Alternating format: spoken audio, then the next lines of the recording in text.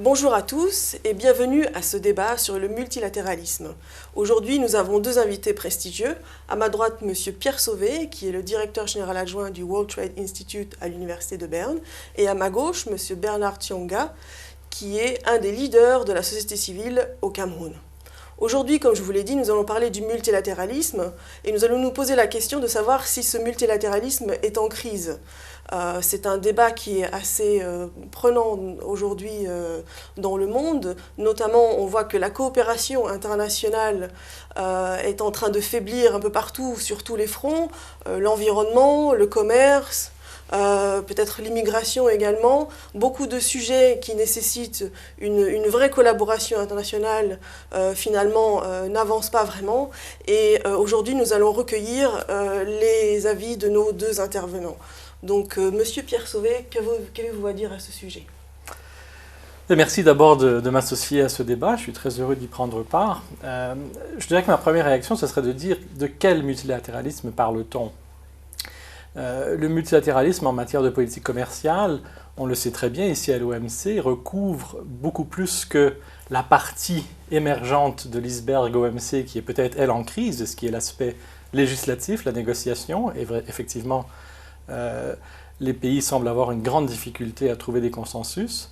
Cela dit, dans d'autres domaines de compétences de l'OMC, les membres ont quand même réussi ces dernières années, on l'a vu même récemment dans le cadre d'un accord sur les marchés publics, à trouver des terrains d'entente. Donc la coopération est possible, bien qu'elle soit difficile.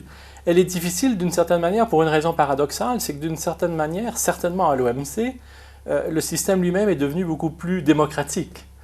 Ces dernières années, on le voit, on est ici en marge du forum public de l'OMC, ouvert à la société civile, privilégiant donc un dialogue avec des acteurs nouveaux, et toutes ces voix qui s'ajoutent au chapitre rendent le processus plus légitime, mais en même temps le complexifient davantage. Et donc la quête de consensus est d'autant plus difficile que les États membres doivent naviguer dans un espace d'opinion publique qui est aujourd'hui plus complexe et, je crois, plus démocratique. Monsieur Tionga, qu'en pensez-vous? Le multilatéralisme est-il en crise?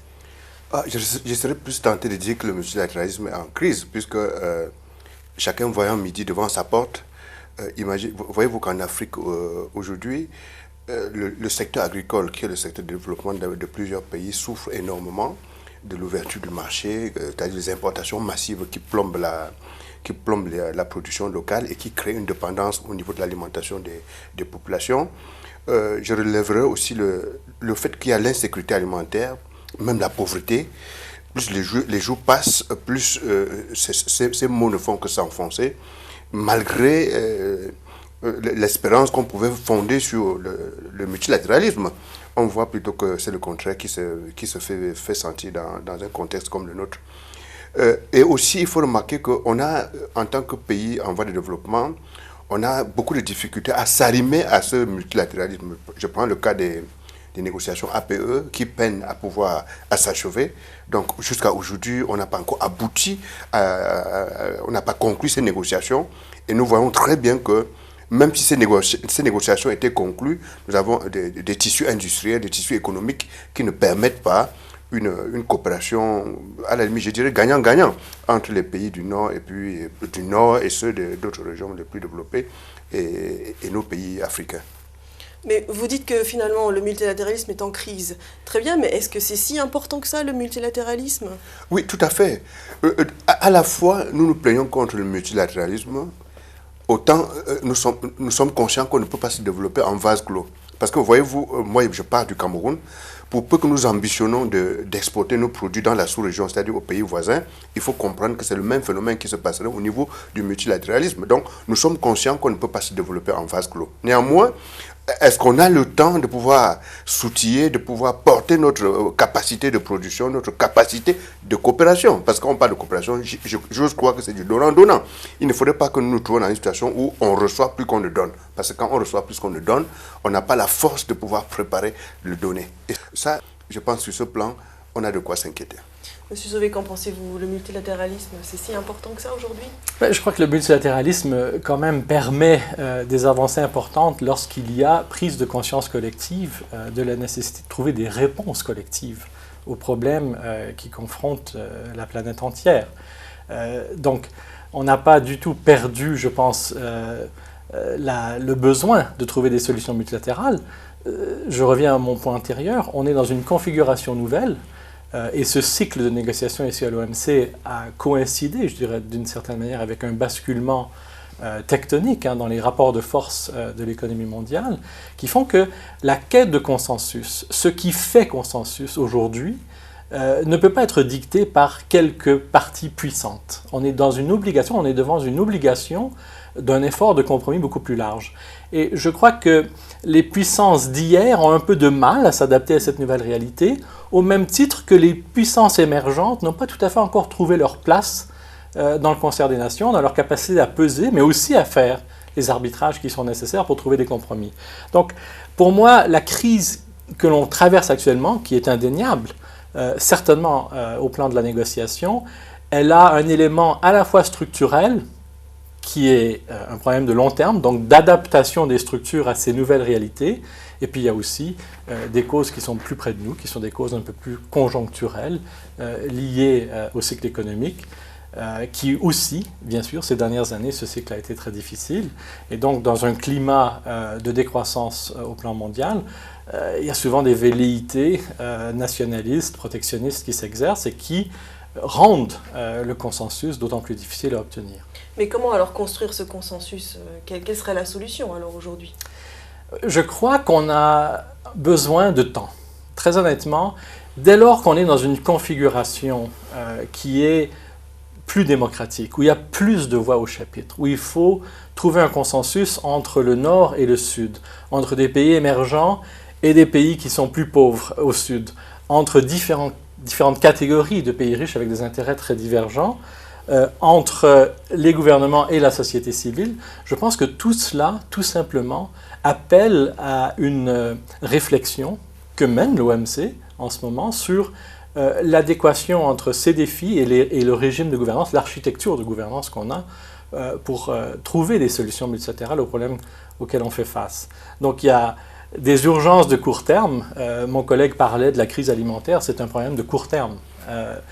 Et il faut trouver des solutions. Cela dit, une partie de la crise, je dirais certainement à l'OMC, provient peut-être du fait que ces dernières années, on a, à mes yeux, assigné au commerce, à la libéralisation des échanges, peut-être des objectifs que cette politique n'est pas à même de réaliser. On attend trop de la libéralisation et donc on est nécessairement déçu lorsque les résultats ne sont pas là. Et peut-être y a-t-il lieu justement de trouver des foyers de concertation, de coopération, de multilatéralisme en dehors de la sphère de négociation. Donc, il y a des crises qui vont mettre du temps à se résorber et je pense qu'on vit dans un moment où le temps presse. On veut des réponses instantanées. On vit dans le monde de l'Internet où on envoie un email et on veut une réponse immédiate. Le monde il est confronté à des problématiques autrement plus complexes qui nécessitent du temps. Vous pensez qu'on attend trop de la libéralisation ou que pensez-vous de Ou tout au contraire, je dirais, on n'attend pas trop. Le véritable problème, c'est que les États ou bien les régions ne sont pas au même niveau de développement. Quand on prend les régions comme les nôtres, par exemple, il y a deux écueils qu'il faut surmonter avant qu'on ne puisse parler d'un multilatéralisme qui soit bénéfique. Le premier niveau, c'est aussi simple qu'on puisse l'imaginer, est démocratique. Un pays comme la plupart de nos pays n'ont pas encore atteint le niveau de démocratie qui permet un débat citoyen, qui permet une participation de tous les acteurs, de toutes les populations dans le développement régional. Ça, c'est le premier écueil. Le second écueil, d'après moi, se situe au niveau de l'appropriation de l'évolution technologique. Vous voyez, par exemple, dans les pays comme le nôtre, Internet n'occupe pas encore la place qu'il occupe ici, en Europe. On voit le rôle que joue Internet dans le commerce international. J'étais l'autre jour au Grand Forum, j'étais très content d'entendre le responsable de Nestlé expliquer le chiffre d'affaires qu'ils ont à travers le commerce par Internet. Donc, vous voyez qu'un pan entier du continent africain est complètement largués par rapport au développement de ce type de commerce. Et là encore, ça fait un retard qu'on aura de la peine à pouvoir rattraper si on ne donne pas une priorité à combler ces deux retards que j'ai évoqués. Il y a un retard sur le plan démocratique et puis il y a un retard sur le plan de l'appropriation des avancées technologiques. Est-ce que l'OMC peut jouer un rôle sur ces questions-là? Mais tout à fait, tout à fait. Je crois que le rôle qu'on assigne à l'OMC, c'est le rôle de faciliter les échanges sur le plan mondial. Je pense qu'à ce rôle-là aussi, ce rôle ne peut réussir que si on prend en compte tous les facteurs et dans les cas spécifiques qui facilitent ces échanges. On ne peut pas faire qu'il y ait des échanges de manière déséquilibrée, tout au moins dans le cadre global. Je pense que c'est une responsabilité que l'OMC peut bien prendre. Surtout que nos pays sont membres de l'OMC. Quand je prends le cas du Cameroun, le Cameroun était parmi les premiers pays à adhérer à l'OMC. Aujourd'hui, nous comptons ce que nous avons gagné en adhérant à l'OMC. Il n'y a pas grand-chose. Tout au contraire, on a peur, on a plutôt peur. Je vous ai cité le cas des importations massives dans nos pays, qui plombent la production locale pour des régions où l'agriculture semble être le fer de lance du développement économique. Donc, il y a quelque chose à faire dans ce domaine. Très bien. Vous parliez tout à l'heure de la crise comme un vecteur qui accélère justement cette autre crise du multilatéralisme. Alors, on résout la crise économique et puis tout va bien, on arrive à trouver un consensus au niveau international? Je pense pas. Malheureusement, c'est jamais si simple. Et on le voit, les crises multilatérales sont multiples. Vous l'aviez évoqué dans votre introduction. Elles sont tout à fait visibles dans l'incapacité que l'on semble avoir à converger sur le plan des politiques environnementales, de lutte contre le réchauffement climatique. On le voit aussi dans la grande difficulté que l'on a à trouver des consensus sur la réforme du système monétaire international, du système financier international. Oui. Donc je crois que les crises multilatérales, elles sont quand même devant nous. Elles vont mettre du temps à se résorber. Et il n'y a pas une automaticité linéaire entre un retour que l'on souhaite le plus tôt possible à une croissance plus forte dans le monde, quoique dans beaucoup de régions du monde, y compris en Afrique, on pourrait envier, dans la zone OCDE, la croissance africaine. Mais le seul retour de la croissance ne résoudra pas ces problèmes. Je crois qu'on est vraiment confronté, surtout ici à l'OMC, à un exercice de moyen et de long terme de refonte de l'architecture de la gouvernance, de l'architecture des prises de décision, pour que, effectivement, lorsqu'il y a des foyers de concertation possibles, on trouve des modalités plus rapides, plus immédiates, autour desquelles trouver des consensus. Et peut-être, effectivement, que la solution n'est pas de toujours aller vers des solutions totalement multilatérales. Peut-être doit-on envisager, et c'est ma forte conviction, un retour à certaines formes de géométrie variable, parce que, comme mon collègue le disait, on n'est pas dans un monde où on joue d'égal à égal. Il faut reconnaître cela. Et c'est un des acquis du cycle de Doha, d'avoir mis le doigt sur la relation entre l'aide et le commerce, et de reconnaître que toutes les parties ne sont pas capables de faire usage du même socle de règles qu'on va négocier ici. Donc, si on pense aller vers des solutions concrètes pour l'avenir, je pense qu'il faut aller vers davantage de flexibilité, davantage de géométrie variable. Vous êtes d'accord avec ce point? Tout à fait, tout à fait. Je suis tout à fait d'accord avec ce point. C'est d'autant plus que nous vivons des situations particulières sur le plan de l'environnement, par exemple, sur le plan de la gestion des ressources naturelles, par exemple. Il y a ce phénomène qui est de plus en plus couramment en Afrique, qui est le phénomène d'accaparement des terres, qui a une influence, je dirais, sur la gestion des ressources naturelles. Ça c'est des choses qu'on devrait intégrer, prendre en compte, de voir comment on peut situer ça dans la mouvance du multilatéralisme actuel. Nous allons terminer ce débat très intéressant. Une petite conclusion? Écoutez, si j'avais une conclusion à donner, ce serait de réaffirmer qu'avec tel que c'est parti, avec le multilatéralisme, les pays africains ont de la peine, parce que le secteur agricole, qui est le secteur où ils ont plus de chances de pouvoir lancer leur développement, c'est un secteur qui est très exposé dans le cadre actuel du multilatéralisme. Voilà ce que je noterai. Monsieur Sauvé, une conclusion? Ma déformation professionnelle à titre d'économiste m'oblige à penser en termes de coût d'opportunité.